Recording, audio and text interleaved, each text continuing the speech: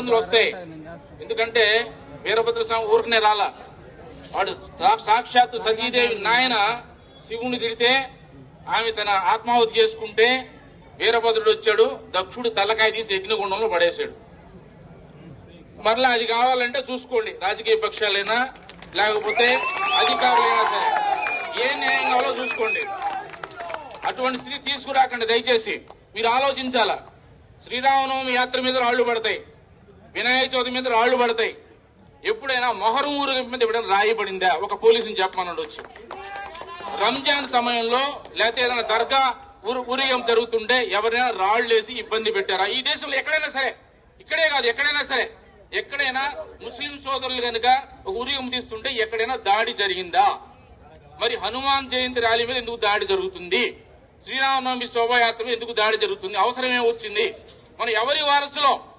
ఒక ముస్లిం స్త్రీని పట్టుకొస్తే చెల్లెల్లాగా భావించి తిరిగి పంపించిన శివాజీ వారసులమా? లక్షల మంది ఆడవాళ్ళని బానిసలుగా మార్కెట్ లో పెట్టి కూరగాయలను అమ్మిన ఔరంగజేబు వారసులో తేల్చుకోవాలా? మీకు ఎవరు ఆదర్శం? ఆడవాళ్ళని అమ్మేవాళ్ళ, ఆడవాళ్ళని కాపాడేవాళ్ళ? ఇప్పుడు ఎవరికి రక్షణ కల్పిస్తారు మీరు? శివాజీ వారసులకు రక్షణ కల్పిస్తారా, ఔరంగజేబు వారసులకు రక్షణ కల్పిస్తారా? తేల్చుకోవాలా. ప్రభుత్వమైనా రాజకీయ పక్షాలైనా మరొక అధికారులైనా సరే, లేకపోతే చాలా ఇబ్బందులు వస్తాయి. ఈ మధ్యన హైందవ శంకరం జరిగిందని చెప్పారు. మనం కూడా శివాజీ ఊరకే రాలా. ఇప్పుడు చావా సినిమా నడుస్తుంది, చూడకపోతే చూడండి మళ్ళా ఒకసారి. 9 ఏళ్ల పాటు సంభాజీ మహారాజు శివాజీ కొడుకు ఎన్ని కష్టాలు పడ్డాడు.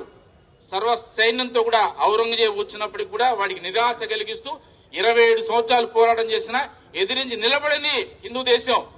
చివరికి తిరిగి మళ్ళా రాజధానికి వెళ్లకుండా దారిలో చచ్చాడు ఔరంగజేబు. అంతే. ఎన్ని చేశాడు? ఆయన పేరేంది? ఆయనకి బిరుదు విగ్రహాన్ని పగలగొట్టేవాడని బిరుదు ఆయనకి. మీకు విగ్రహాలు పగలగొట్టేవాడు కావాలా, విగ్రహాన్ని కాపాడేవాడు కావాలా? తెలుసుకోండి.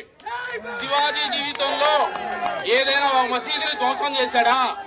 ఎవరైనా ముస్లిం కన్యని అవమానపరిచాడా? ఖురాన్ అవమానపరిచాడా?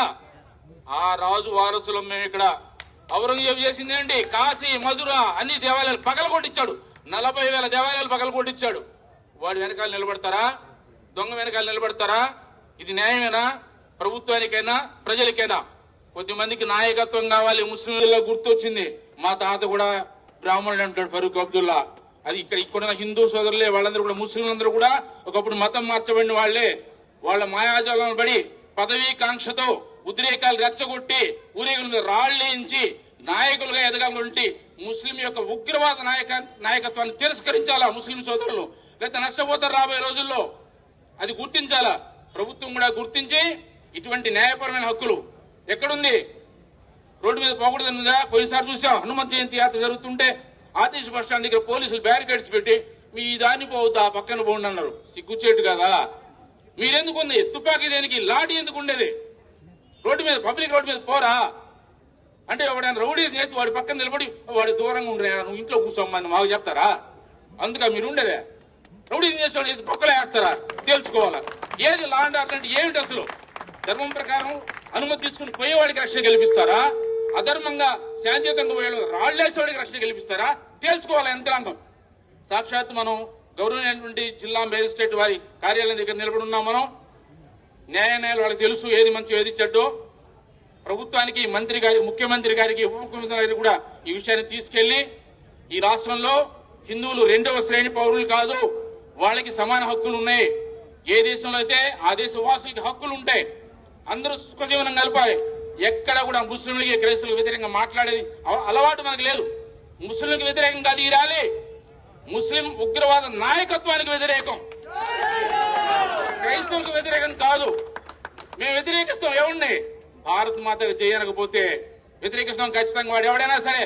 రావణాసురుడు ఎందుకు చంపాడు? ముస్లిం వాడు చంపాడు. రాముడా? కంసుడు ఎందుకు చంపాడు? కృష్ణుడు మేనమామేనే. తప్పుదారులు వెళ్తుండే వేస్తారు అంతే. ఇక్కడ కూడా అంతే. కాబట్టి దేశాన్ని ప్రేమిస్తే ఇక్కడ ఉండండి. యూరోప్ లో నడుస్తుంది ఏంటో తెలుసా? యూత్ టీ షర్ట్లు వేసుకోవాలా. ఆ పేరు ఈ పేరు కాదు వేసుకోవాల్సిన టీ షర్ట్ల మీద.